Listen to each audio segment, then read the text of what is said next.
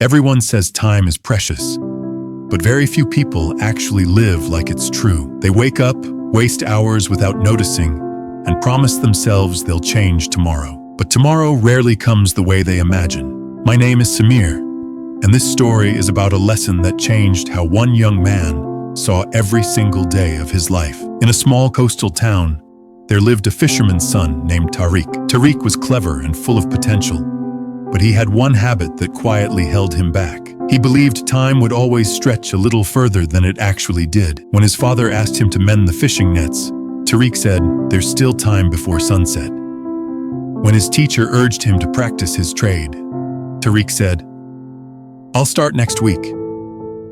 Every day slipped by the same way, filled with small delays that felt harmless in the moment. One evening, Tariq sat on the harbor wall, watching the tide roll in. An old fisherman named Rasul, known throughout the town for his quiet wisdom, sat down beside him.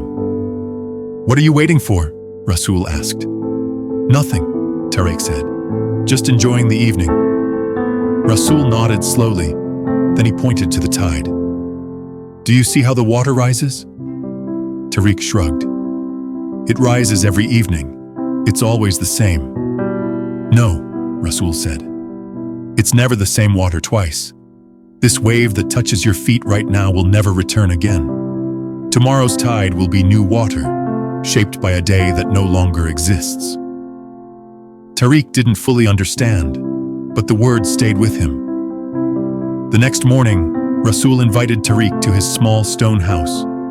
Inside, he showed him an old wooden boat, half repaired, tools scattered around it.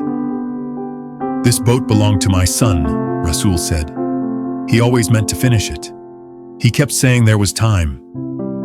"Where is he now?" Tariq asked. Rasul was quiet for a long moment. "He passed before he ever set sail in it." Tariq felt a chill run through him. He looked at the unfinished boat, its sail half-stitched, its hull still rough. "I don't say this to frighten you," Rasul continued. "I say it because most people treat time like an ocean with no end. But it has a shore, and none of us know how far away that shore really is." That night, Tariq couldn't sleep. He thought about every task he had delayed, every skill he had promised to learn, eventually. For the first time, he understood that eventually was not a guarantee. It was simply a word people used to comfort themselves. The next morning, Tariq made a decision. He stopped waiting for the perfect moment to begin. He mended the nets the same day his father asked. He practiced his trade every morning before the sun rose, instead of promising himself he'd start later. At first, it was uncomfortable. His old habits pulled him back toward comfort and delay. But every time he wanted to postpone something, he remembered the tide and the boat that never sailed. Slowly, his life began to change. He became known throughout the town, not because he was naturally gifted, but because he consistently showed up when others were still waiting for motivation. Skills he once avoided became second nature. Opportunities that once passed him by started finding him instead, simply because he was ready when they arrived. Years later, Tariq stood at the same harbor wall, now a respected boat builder himself. A young boy from the town approached him, curious. "How did you become so skilled?" the boy asked. Tariq smiled and looked out at the tide. "I stopped waiting for tomorrow to prove myself. I started using today." The boy tilted his head. "But what if today isn't enough time?" "Then tomorrow will build on what today started," Tariq said. "But if you never start today, tomorrow has nothing to build on." That evening, Tariq walked past Rasul's house and saw the old wooden boat, now fully repaired, resting near the shore. He had finished it himself, years ago, as a quiet promise to a lesson he never forgot. My perspective on this story is simple.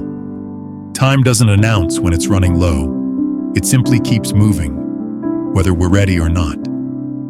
The biggest mistake isn't laziness. It's believing that later will always be available.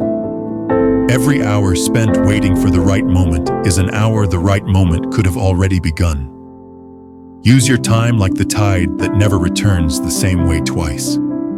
Show up today, not because tomorrow is uncertain, but because today is the only time you're guaranteed to have. If this story taught you something valuable, make sure to subscribe for more motivational stories and life lessons.